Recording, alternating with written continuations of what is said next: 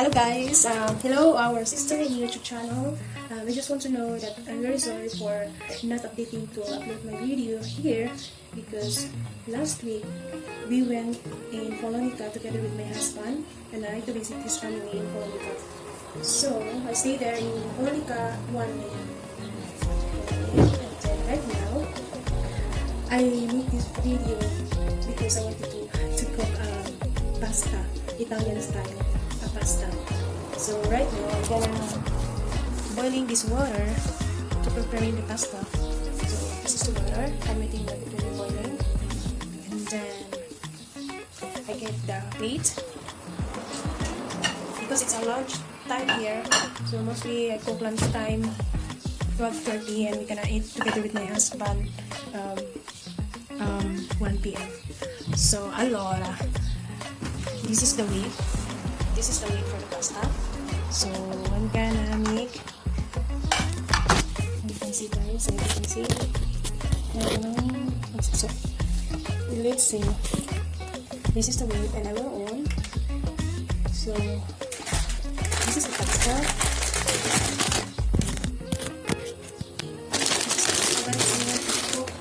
So it's like this one, this pasta. Then the name of this pasta is Tofarelle. The name of the pasta, Tofarelle. Voiello, Tofarelle. It's 11 minutes this one to cook after the boiling water. So now I'm gonna put it in 200 grams. We only 2 people here. 2 people. So it's enough for the 200 grams. I put in the mixture here.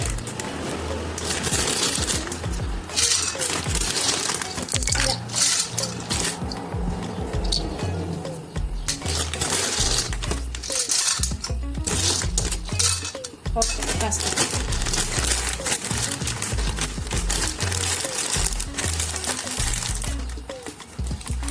Okay. Now it's 200 already. So it's 200 this one already. I'm gonna put back the weight here. And then the sauce of this really is ragu contadino. So that's it guys. And later I'm gonna show you how I make the pasta. Okay? Now it's boiling.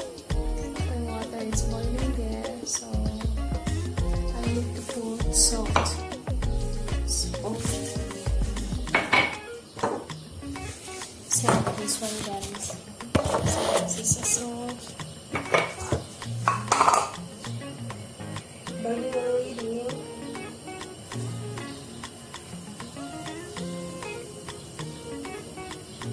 I come back. Okay.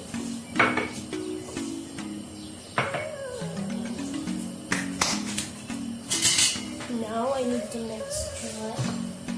mixture my pasta. I mixture my pasta and put here. See?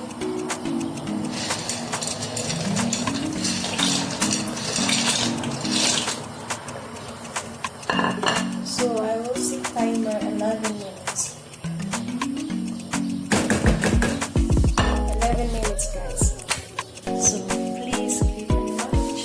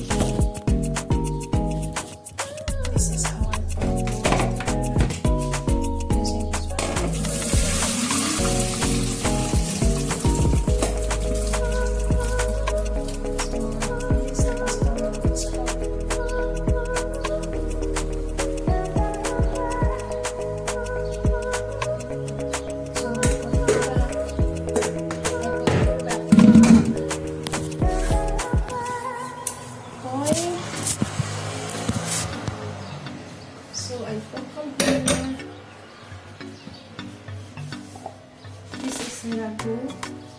Yung harmonious.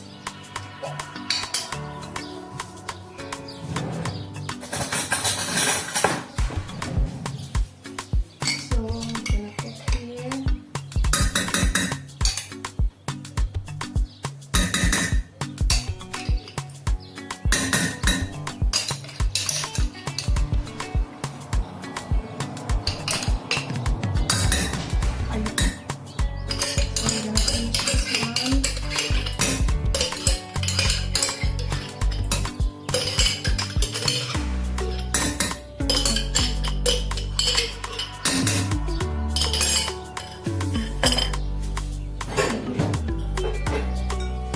Then Voiello, hindi Voiello, means fish oil, oil, in Italian oil.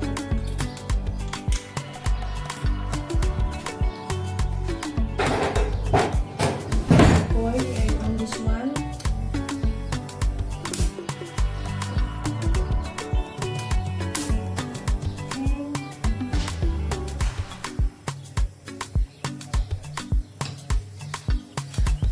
Okay, I mix it. I mix here.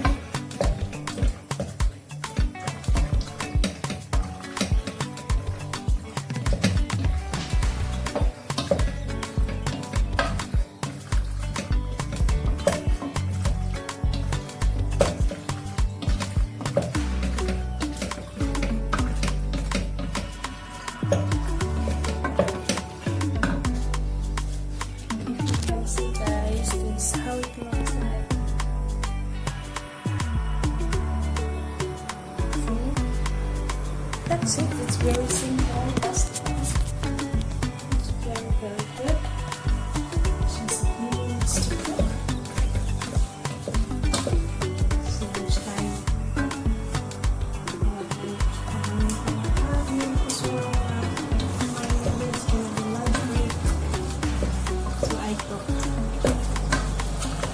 With love, cook with love.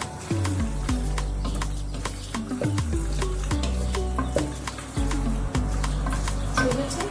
It's cooked already, guys. So I'm waiting. I will say to my husband, okay,